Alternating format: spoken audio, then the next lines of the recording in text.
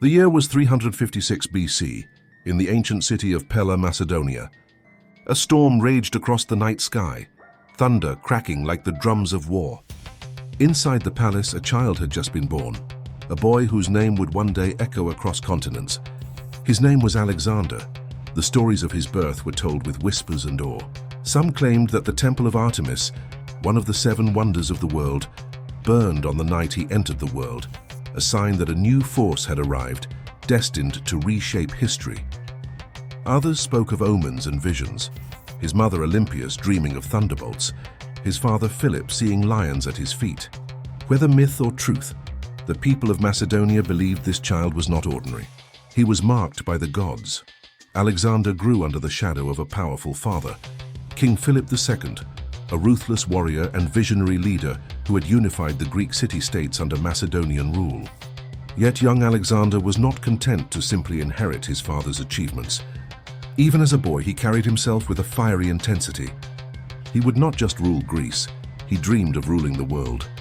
At the age of 13, his father entrusted his education to the greatest philosopher of the age, Aristotle.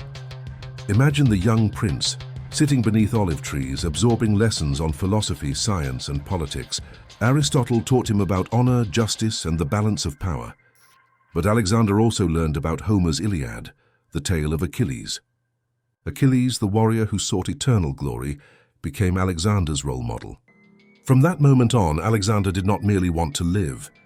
He wanted to be remembered forever. By the time he was a teenager, he had already shown flashes of greatness. At 16, he commanded troops in his father's absence and crushed a rebellion. At 18, he fought at the Battle of Cheronea, leading the cavalry with ferocity that stunned seasoned generals. Those who saw him fight described him as relentless, fearless, almost possessed. His soldiers began to whisper, "This is not just a prince. This is destiny in human form, but destiny often demands a price." And in Alexander's case, the first cracks in his story began at home. His relationship with his father, Philip, was never easy. Philip saw in him both promise and threat. The boy was ambitious, impatient, unwilling to be overshadowed. Olympias, his fiercely protective mother, fueled this fire, whispering to Alexander that he was chosen by the gods, greater even than his father. Then in 336 BC, the world shifted. King Philip II was assassinated, cut down by one of his own guards during a wedding celebration. Suspicions swirled, accusations flew. Some pointed to rivals, others to Olympias herself. But one thing was clear. The young Alexander, just 20 years old, suddenly stood at the edge of power. Picture the scene, the great hall of Pella, filled with nervous nobles and hardened soldiers, their eyes fixed on the boy king. Would he falter? Would he crumble under the weight of his father's crown? Alexander rose before them, his voice steady, his presence commanding. "I am my father's son," he declared, "but I will surpass him. Together we will conquer not just Greece, but the entire world." The hall erupted in cheers. The soldiers who had fought under Philip now bent the knee to his son. In that moment, Alexander's journey began, not just as a ruler, but as a force of nature. He would sweep across Persia, Egypt, and India, carving an empire greater than any before him. He would be hailed as a god, a liberator, a conqueror without equal. But history, as we know, is not kind to those who fly too close to the sun. For within Alexander's blazing rise lay the seeds of his tragic fall. And so the question lingers in the shadows of this young man's triumph. Could the boy who dreamed of becoming Achilles avoid Achilles' fate? Or was he destined to lose himself in the very glory he sought? The young king did not hesitate. Barely crowned, Alexander turned his eyes eastward, toward Persia, the greatest empire the world had ever known. To many it was madness. The Persians had wealth, numbers, and centuries of power. Macedonia was small, its armies brave but outnumbered. Yet Alexander was unshaken. "Where others see the impossible," he declared, "I see destiny." In 334 BC, he marched across the Hellespont with 40,000 men, farmers, veterans and dreamers who trusted him with their lives. As they stepped onto Asian soil, Alexander performed a ritual. He cast a spear into the ground and claimed the land for Macedonia. To his men, it was audacious. To Alexander, it was the first step to owning the world. At the Battle of Granicus, the Persian satraps believed they would crush the young king quickly. Instead, Alexander led his cavalry straight into the river, spear in hand, cutting through enemy lines like a thunderbolt. His helmet glinted. His white horse Persepolis reared high. To his soldiers he looked unstoppable, almost divine. By day's end, the Persians were broken, their confidence shattered. The legend of Alexander had begun. But as his victories multiplied, so too did the shadows in his heart. In the Persian city of Sardis, the people bowed to him as a liberator. Yet others whispered, is he liberator or conqueror? His generals, loyal but proud, began to murmur behind his back. Parmenion, one of his father's trusted men, urged caution. Great king, the further east we go, the further we are from home. Conquest has no end. Alexander's eyes narrowed. Would you have me stop at the edge of glory? I will not rest until the world itself bears my name. Such ambition stirred awe in his men, but also unease. At Issus, where Darius III, the Persian king himself, faced Alexander with an army twice the size, the conflict reached a boiling point. Dust filled the air, swords clashed like thunder, and Darius fled in terror, abandoning his family. Alexander captured the king's wife and daughters, but instead of treating them cruelly, he showed mercy, honoring them like royalty. To the Greeks this was noble, to the Persians it was shocking, and to his men it was confusing. Was Alexander becoming too much like the people he fought?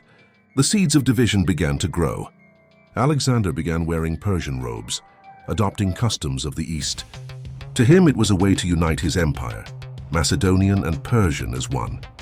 But to his soldiers, proud warriors of the West, it felt like betrayal. One night in a tense gathering, his closest companion Clytus, the man who had once saved his life in battle, spoke openly. Alexander, you forget who you are. You forget Macedonia. You think yourself a god, but you are only a man. The room fell silent. Alexander's face darkened. His hand trembled as it gripped a spear. In a fit of rage, he hurled it and struck Clytus dead. The silence that followed was heavier than any battlefield. The men stared at their king, horrified. Alexander, the conqueror of empires, stood shaking, staring at the lifeless body of his friend. For the first time, victory tasted like ashes. He locked himself away for days, consumed by guilt and rage.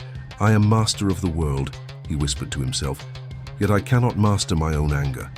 This was the heart of his conflict, not Persia, not distant kingdoms, but the battle within his soul. His soldiers still loved him, but they feared him now. They had followed him to the ends of the earth, but they wondered, had their king lost sight of the very men who carried his glory? And yet, Alexander pressed on. Egypt fell before him, and in Memphis he was crowned pharaoh, hailed as a son of the gods. At Gaugamela, he shattered Darius once more, securing his place as ruler of Asia. But each victory only widened the chasm. To his followers, he was becoming less human, more myth, and myths are hard to love. Alexander had conquered kingdoms, but in doing so, he began to lose the one kingdom he could never reclaim, himself. The dust of Gaugamela had barely settled when Alexander entered Babylon in triumph. Torches lit the night sky, and the people cheered as if a god had descended among them. Yet amid the noise, Alexander's gaze was distant. He had defeated Darius, taken his throne, and secured the jewel of the Persian Empire. To many, this was enough. To Alexander, it was merely the beginning, for he was no longer chasing kingdoms. He was chasing immortality. In Persepolis, the ceremonial capital of Persia, Alexander stood before the great palace of Xerxes, walls adorned with carvings of kings and gods, symbols of centuries of Persian pride. His men expected him to preserve it as a treasure of conquest. Instead, in a drunken revel, flames consumed the halls. The fire roared higher and higher, a spectacle of destruction. Some claimed it was revenge for Persia's invasion of Greece long ago. Others whispered it was madness. But as the palace crumbled into ashes, so too did the thin line between conqueror and destroyer, and yet Alexander's march continued. Through deserts that swallowed men whole, across mountains capped with snow, he drove his army deeper into lands unknown. In every city he planted his vision, Greek temples beside Persian palaces, new cities bearing his name, Alexandria after Alexandria, as if carving himself into the very map of the world. But the further they marched, the heavier the cost. Supplies ran thin. Soldiers grew restless, longing for home. They had left their families behind for nearly a decade. and each step eastward felt like a step away from everything they knew. Still, Alexander pressed them forward, convinced that destiny waited just beyond the horizon. When Darius was finally betrayed and killed by his own men, Alexander stood over the fallen king's body in silence. "You were my rival," he murmured, "but you deserved a noble death." He ordered the traitors executed and gave Darius a funeral fit for a monarch. In that moment, Alexander was no longer merely the conqueror of Persia. He was its heir. This gesture won him respect in the east, but suspicion in the west. His Macedonian companions looked at him and wondered, was he becoming Persian in soul as well as in rule? The tension came to a head when Alexander began demanding that his men bow before him in the Persian style, proskynesis, an act reserved for gods. To the Persians it was natural. To the Macedonians it was blasphemy.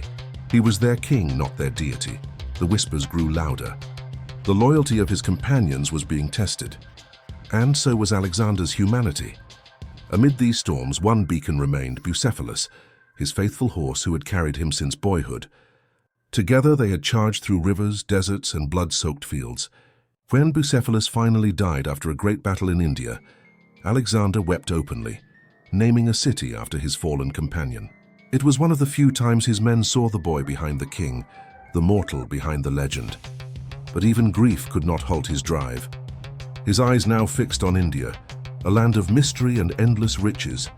At the Hydaspes River, Alexander faced King Porus, a towering ruler with war elephants that shook the ground like thunder. For the first time, Alexander's men hesitated. The beast seemed unstoppable, a wall of flesh and tusks. Yet Alexander devised a daring maneuver, splitting his forces and striking from the flank. The battle raged in sheets of rain, spears shattering against armored elephants, soldiers crushed underfoot. Victory came at a terrible cost. Thousands lay dead, rivers ran red. But Alexander had triumphed once more. When Porus was brought before him in chains, Alexander asked, "How would you like to be treated?" Porus, beaten yet unbowed, answered, "Like a king." And Alexander, impressed by such courage, freed him and returned his lands. It was a moment that revealed the duality of Alexander's soul, ruthless in conquest, yet capable of admiration and respect. But his army had reached its breaking point. After years of war, endless marches and battles against men and beasts alike, they stood at the edge of the Hyphasis River, gazing into the uncharted east. When Alexander ordered them forward, silence met his command. Then came the voices, weary, trembling, but united. No more, they refused to march. For the first time, Alexander's will met resistance not from enemies, but from his own men. He raged, he pleaded. He even isolated himself in his tent for days, waiting for them to change their minds. But they would not. The invincible conqueror had discovered the one foe he could not defeat, the exhaustion of human spirit. At last, with a heavy heart, he relented. "If you will not follow me to the ends of the earth," he declared, "then we shall return home." But home was no longer Macedonia. Home was the empire he had built, an empire stretched too thin, held together by fear, loyalty, and the fragile thread of his vision. As they turned back, the cracks in Alexander's dream widened. His men whispered that the gods had given him everything but peace. He had conquered lands but not their hearts. He had claimed empires but lost his friends. He had touched divinity but drifted further from humanity. And so the rising storm gathered, not upon foreign soil, but within the soul of the man who sought to hold the world in his hands. The march home was no triumphant return. It was a funeral procession in disguise.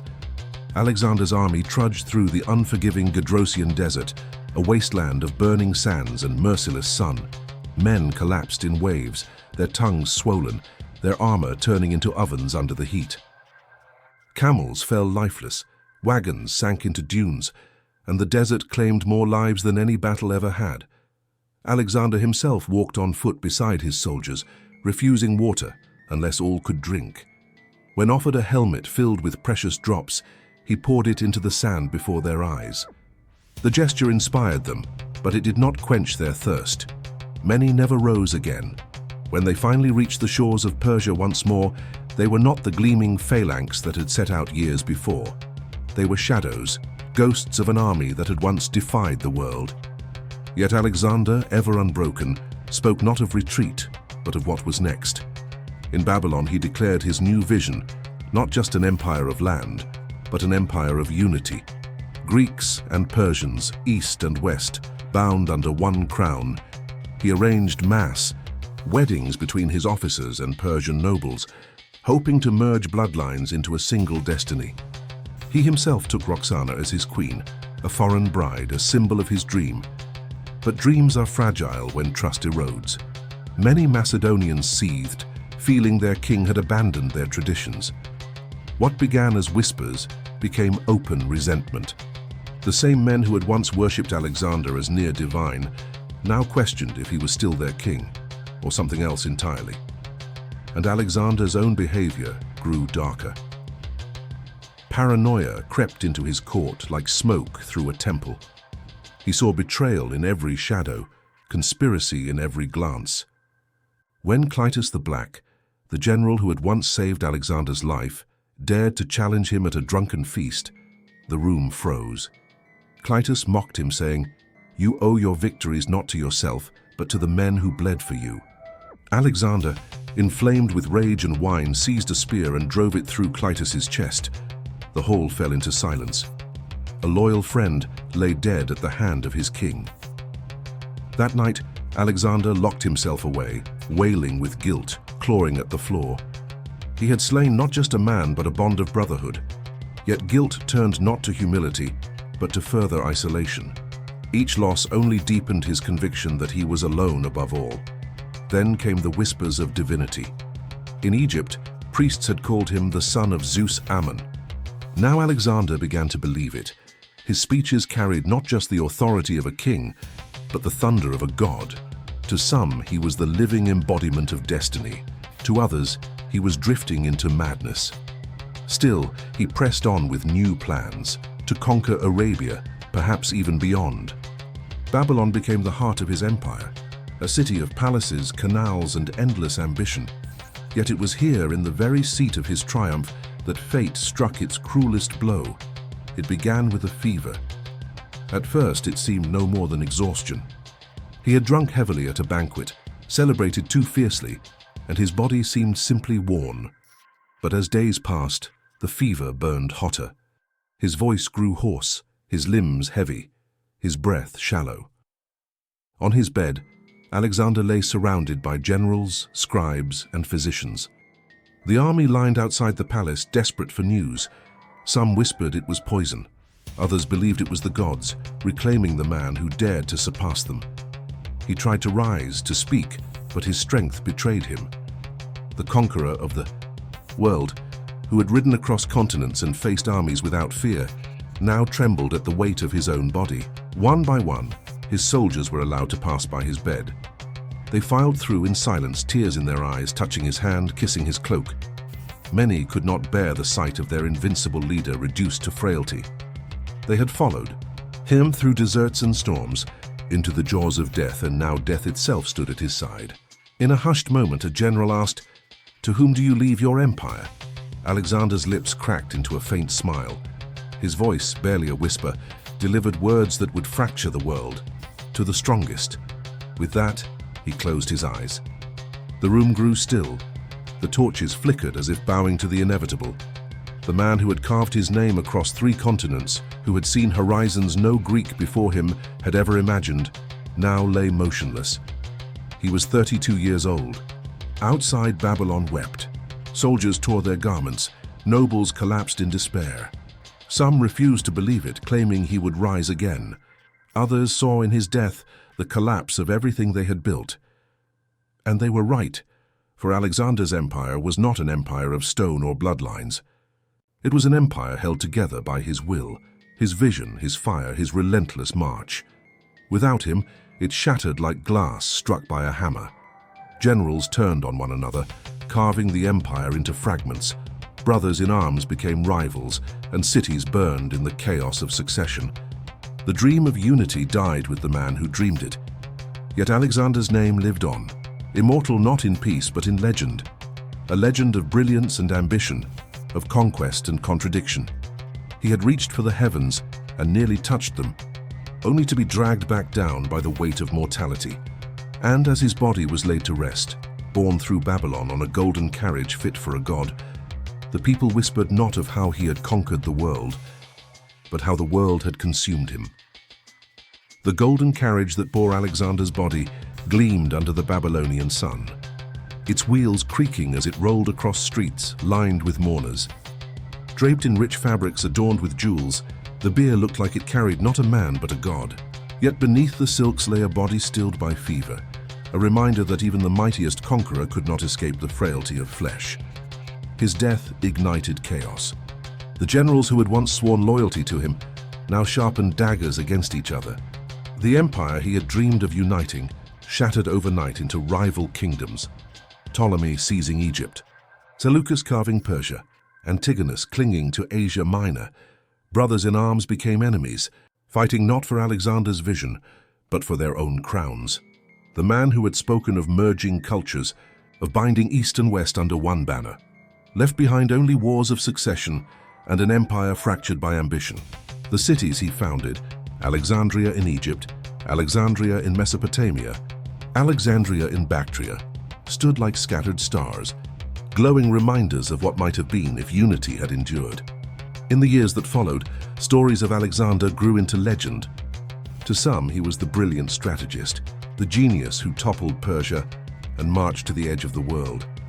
To others, he was a tyrant consumed by pride, who shed as much blood among his friends as among his enemies. The truth, perhaps, was both. What remained undeniable was his impact. His campaigns spread Greek language, ideas, and art across continents, blending with the traditions of Persia, Egypt, and India. The Hellenistic age was born from his conquests, an age where cultures collided and new worlds of thought emerged. In this, his dream of fusion lived on, even if the empire itself did not. But beneath the marble statues and epic poems lay a cautionary tale. For Alexander had conquered everything but himself. He could tame nations, but not his own pride. He could unite armies, but not his own doubts. He could storm the walls of cities, but not the shadows within his heart. On his deathbed, when he whispered, "To the strongest," he sealed not only his empire's fate, but his own. It was the creed he had lived by, and strength above all. And it was strength that devoured his legacy, leaving his empire to splinter beneath the weight of his own command.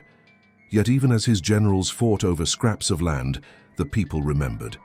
Soldiers spoke of the man who marched beside them, who poured water into the dust rather than drink alone. Citizens remembered the king who walked through their streets, not aloof but radiant with purpose. And history remembered him, not simply as Alexander the King, but as Alexander the Great. The lesson of his life lingers like an echo across centuries. Greatness without balance becomes ruin. Ambition without humility becomes a curse. To conquer the world is one thing, but to rule the self is the truest victory. And so his story ends not as a triumph or a tragedy, but as both. A boy who became a god in the eyes of men, a man who died like all others. His empire crumbled, but his name lived on, a reminder that the mightiest flames burn brightest before they are consumed. Alexander reached for eternity and nearly touched it, but in the end the world he conquered was not enough, for the greatest battle a man can fight is within his own soul.